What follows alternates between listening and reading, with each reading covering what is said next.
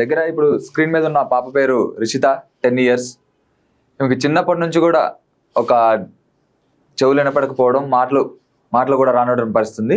అయితే పేరెంట్స్ అందరూ కూడా ఆ ఫస్ట్ ఇయర్లోనే ఆమెని గ్రహించి హాస్పిటల్కి తీసుకుపోవడం జరిగింది. తీసుకుపోయిన తర్వాత డెఫ్ ఉంది, సరిగ్గా మాట్లాడలేవదు అని చెప్పడం జరిగింది. అయితే పేరెంట్స్ కూడా అలా హాస్పిటల్కి పోయి అక్కడ డాక్టర్తో మాట్లాడడం జరిగింది. అక్కడ మాట్లాడిన తర్వాత కూడా ఒక చిన్న ఆపరేషన్ కూడా చేయాలని చెప్పారు. ఆపరేషన్ చేసిన తర్వాత ఒక ఎక్విప్మెంట్ అయితే పెట్టాలని చెప్పారు. ఆ ఎక్విప్మెంట్ కూడా 7 lakhs దాకా ఖర్చు అవుతుంది. మొత్తం ఆపరేషన్ టోటల్ ఓవరాల్ ఆపరేషన్ కూడా 20 lakhs దాకా కూడా ఖర్చు అయిందని చెప్తున్నారు.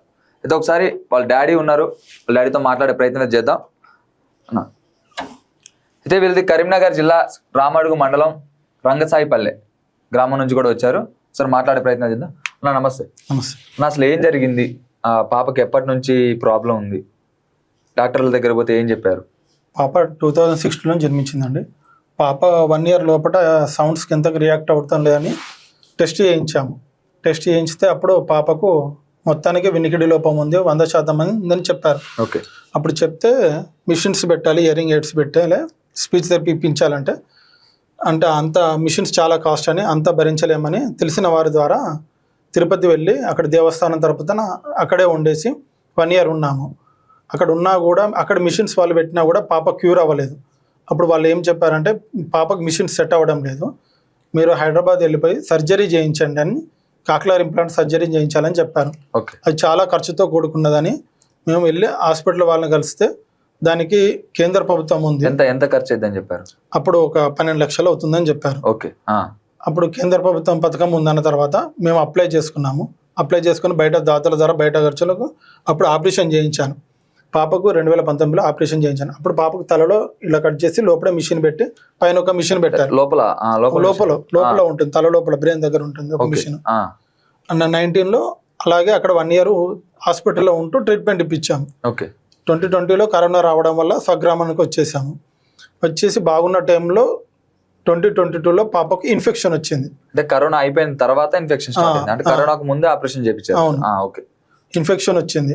అది నార్మల్గా ఎవరికో ఒకరికి 100లో ఒకరికి వస్తుంది. బ్యాడ్ లక్ వల్ల మా పాపకు వచ్చింది ఇన్ఫెక్షన్. ఓకే. అది ఎందుకంటే ఈ ఆపరేషన్ చేయించుకున్న వాళ్ళు చాలా మంది చాలా బాగా మాట్లాడుతున్నారని మేము ముందు అడిగేసాము.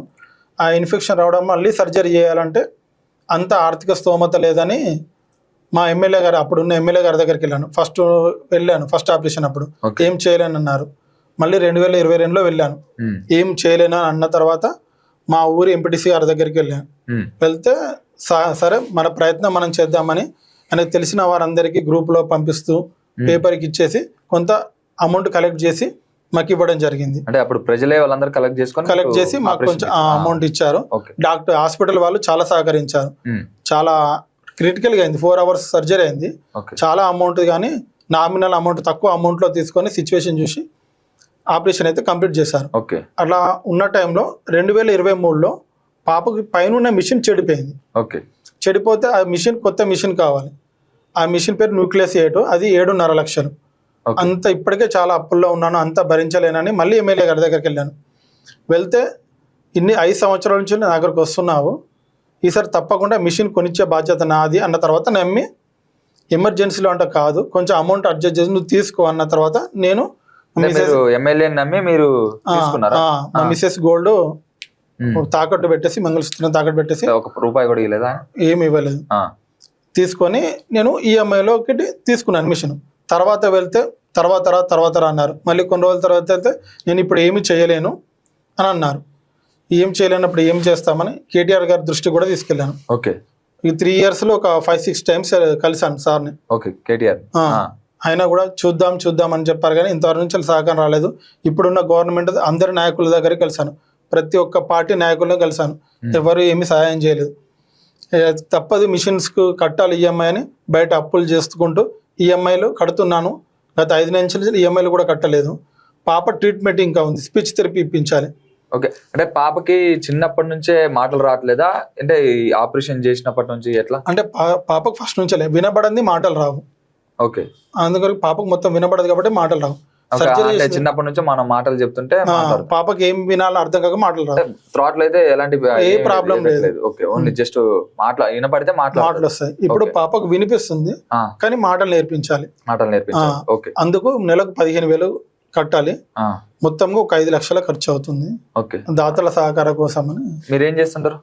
నేను అంతకుముందు ఒక ప్రైవేట్ టీచర్ని, ఇప్పుడు ఒక డెలివరీ బాయ్ గా పనిచేస్తున్నాను. ఇప్పుడు డెలివరీ బాయ్, ఒకప్పుడు టీచర్ని. ఎక్కడ చెప్పేటోళ్ళు? కరీంనగర్ లో. అంటే ఇప్పుడు డెలివరీ బాయ్ గా పని చేసుకుంటాను. ఓకే, ఓవరాల్ గా ఎంత ఖర్చు అవుతుంది మొత్తం? అంటే ఈ ఆపరేషన్స్ కావచ్చు, మిగతా మీకు ఖర్చులు అవన్నీ. ఇప్పుడు పాపకి ఇంకా ఒక 5 lakhs వరకు ఖర్చు అవుతుంది. మళ్ళీ తర్వాత ట్రీట్మెంట్ కి మళ్ళీ పైసలు కావాలి, ఇంకా ఎక్స్ట్రా కావాలి కదా? అంటే నార్మల్ గా తీసుకెళ్ళాలి, ఇయర్లీ వన్స్ జనరల్ చెకప్ తీసుకెళ్ళాలి. అప్పుడు నార్మల్ ఖర్చు చేసుకున్నాను. ఇప్పుడు పాప మాట్లాడాలంటే ఒక 5 lakhs కావాలి. 5 lakhs కావాలి. ఓకే, అంతే. ఫైనల్ గా ఏమని చెప్తారా? మా పాపకు సహాయం చేయగలరని కోరుచు. ఓకే, పాపకు కూడా ఒక 7 lakhs దాకా కూడా ఖర్చు అవుతుందని చెప్తున్నా. అంటే 5 lakhs దాకా ఆపరేషన్ ఖర్చు అవుతుంది. ఇంకా ఒక 2 lakhs స్పీచ్ థెరపీకి ఒక 5 lakhs దాకా ఖర్చు అవుతుంది. ఇంకా మామూలుగా ఈఎంఐ కట్టుకోవాలి. ఈఎంఐ కూడా కట్టాలి కదా? అవును. ఈఎంఐకి ఎంత కడుతున్నారు? మంత్లీ 19,000 కడుతున్నారు. ఇంకా 19,000 దాకా కూడా కడుతున్నారు. వీటన్నిటికీ ఇంతకు ముందు కూడా ప్రజలే ఆదరించారు. ప్రజలే అంతా మా పాపకు కూడా ఆపరేషన్ చేయించారు. అందరూ కలిసి తలా ఒక చెయ్యి వేసుకొని ఆపరేషన్ చేయించారని చెప్పి కూడా చెప్తున్నాడు. అంతా ఇంతకు ముందు కూడా ఎమ్మెల్యేలని పార్టీ నాయకులను అందరూ కూడా కలిసినా కానీ ఎలాంటి ప్రయోజనం లేదు. ప్రజల దగ్గరికి పోయి ఇలా మేము వీడియోలు కానీ పేపర్లలో ఇవ్వడం వల్ల ప్రజలే మమ్మల్ని ఆదరించారు. ప్రజలే తలా ఒక చేసి మా పాపకు ఆపరేషన్ చేయించారు. ఇప్పుడు నెల నేను ఈఎంఐ కట్టుకుంటున్న ఒక ఎక్విప్మెంట్ తీసుకొచ్చుకొని ఒక 7 lakhs పెట్టి ఎక్విప్మెంట్ తెచ్చుకొని దానికి మంత్లీ ఈఎంఐ కట్టుకుంటున్నాను. ప్రస్తుతానికి మా దగ్గర అప్పులు అవుతున్నాయి తప్ప ఆపరేషన్ చేయించడానికి పైసలు లేవని చెప్పి కూడా చెప్తున్నాడు పరిస్థితుంది. ఒకసారి తండ్రి బాధను చూసి కూడా మళ్ళీ మనందరం ఏకమయ్యి మళ్ళీ ఈ పాపకి 5 lakhs దాకా ఆపరేషన్ అంటే స్పీచ్ థెరపీకి అవసరం అవుతుందంట. దాని అన్నింటిని కూడా మనమే అందరం కలిసి ఒక తలా ఒక చెయ్యేసి ఆదరించాలని చెప్పి కూడా కోరుతున్నాం. అన్న, ఫైనల్గా ఏమైనా చెప్తారా? చెప్పండి. అంటే ఇన్ని రోజులు మీరే ఆదరించారు, నాయకులను నమ్మి నేను మోసపోయాను. ఇప్పుడు కూడా మీరే ఆదరించి నా పాపకు మాట వచ్చేలాగా చూస్తారని చూస్తున్నాను. గూగుల్ పే, ఫోన్పే నెంబర్ ఇది 7702488503. ఫోన్పే కూడా ఉందిగా? ఫోన్పే రాజశేఖర్ అని వస్తుంది. ఈ నెంబర్కి ఫోన్పే కానీ గూగుల్ పే కానీ చేసి ఎంతో కొంత ఆదరించండి అని చెప్పి కూడా కోరుతున్నాడు వాళ్ళ నాన్న కూడా. ఇంకా కింద ఒకవేళ బ్యాంక్ డీటెయిల్స్ కావాల్సి వస్తే కింద డిస్క్రిప్షన్ లో కూడా బ్యాంక్ డీటెయిల్స్ పెడతాం. స్క్రోలింగ్ లో కూడా బ్యాంక్ డీటెయిల్స్, ఐఎఫ్సి కోడ్ కూడా పెట్టి చేస్తాం. అందరూ కూడా తలా ఒక చేసి ఆ పాపని ఒక మంచిగా ఇప్పుడు స్కూల్లో కూడా చదువుకుంటుందంట. స్కూల్లో చదువుకుంటుంది అని అయితే ఒక స్పీచ్ థెరపీ వస్తే మాటలు కూడా వస్తాయి. కాకపోతే ఇన్ని రోజులు వినిపించలేదు కాబట్టి ఎలాంటి మాటలు కూడా వినిపించకపోవడం వల్ల మాట్లాడలేకపోతుంది.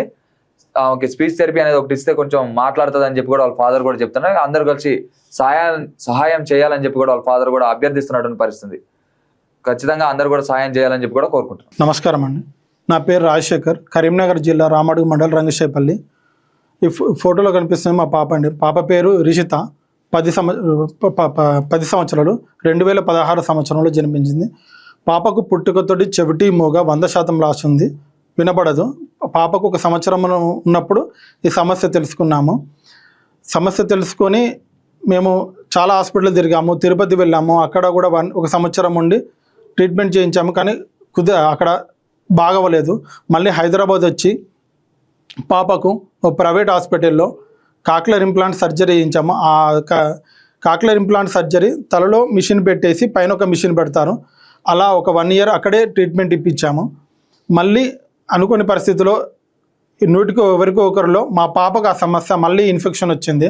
ఆపరేషన్ ప్రాంతంలో ఇన్ఫెక్షన్ వస్తే మళ్ళీ దాతల సహకారంతో మళ్ళీ అప్పులు చేసి సెకండ్ టైం ఆపరేషన్ చేయించాను. అలా ఉన్న టైంలో 2023లో పాపకు తలపైన ఉన్న మిషన్ చెడిపోయింది.